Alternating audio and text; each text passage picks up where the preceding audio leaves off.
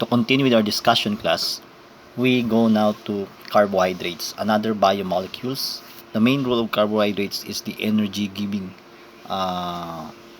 substance or nutrient in our body. Okay, carbohydrates most commonly encountered in biology and play important roles in our body, in the human body, I mean.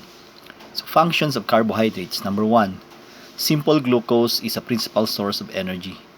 So cellulose for plants helps strengthens the cell.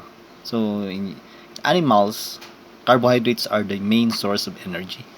And in the parts of a plant cell, it is composed of a cellulose, especially in the cell wall or in the cell membrane part of the plant cells. And it modify proteins or it alter proteins. In animals, complex polymer glycosaminoglycans or the chain of unmodified and modified sugar, usually they are used in the lubrication or lubricate the joints. So like we will discuss different amino sugars who are present in the joints, help form hair, skin, feathers, and help regulate blood clotting. Number 4, structural basis of organisms. So cellulose for plants, exoskeleton of snakes, cell wall of microorganisms, polysaccharides as ground substance in higher organisms. So these are the source of simple carbohydrates. We have cakes, fruits, vegetables, candies, refined sugars, grain, even legumes are also source of carbohydrates. Okay. Zea maize, Rhiza sativa. So basic nomenclature of carbohydrates. So we have basic formula of CH2. So that is close and open parenthesis N. N refers to the number of carbon atom. So simple, but there is complexity in structure of a compound.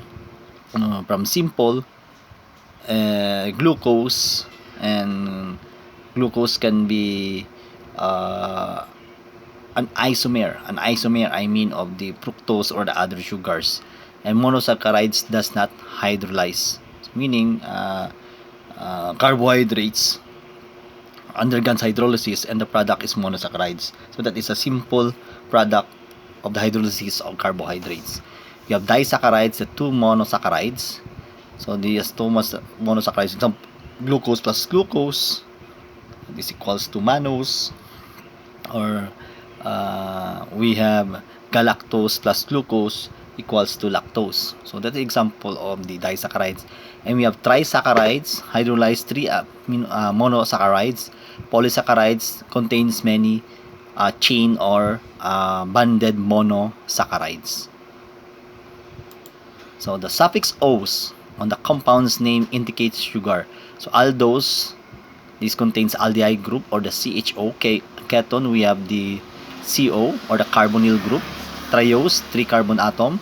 Tetrose, 4 carbon atoms. Pentose, and we have 6 carbon atom hexose. So the smallest of all the sugars, we have glyceraldehyde and dihydroxyacetone. Both compounds, yung glyceraldehyde, I mean, and dihydroxyacetone are isomer to each other. So triose, we have glyceraldehyde. The ketose is dihydroxyacetone. Tetrose, erythrulose. Pentose, ravinose, xylose, ribose, cellulose, and ribulose for ketoses. In ketoses, it contains ketone group. Aldose contains aldehyde group. Hexose, we have glucose, galactose, mannose. Ketose for fructose, and heptose, we have pseudoheptulose. This is an example of ketose. We have dihydroxyacetone. So we have in carbon number 2, there is a carbonyl group, C double bond O. The D-ribulose, so 1, 2, 3, 4, 5, that is pentose. You have cellulose, it is a pentose also, and fructose, that is a hexose. and belongs to ketose, because if you try to see, all of that second carbon atom contains the carbonyl group, or C, a double bond with carbon atom. So D-glyceraldehyde, example of the Aldos. So we have an aldehyde group. This is a triose. You have D-erythrose. This is known to be the tetrose. So we have an aldehyde group in carbon number 1. D-arabinose. We have the aldehyde group. So 1, 2, 3, 4, 5. This is known to be pentose.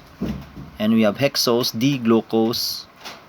1, 2, 3, 4, 5, 6. So in carbon number 6, we have the aldehyde group RCHO, okay, or CHO. And ketohexose. So this contains a carbon atom or carbonyl group in the second carbon atom. So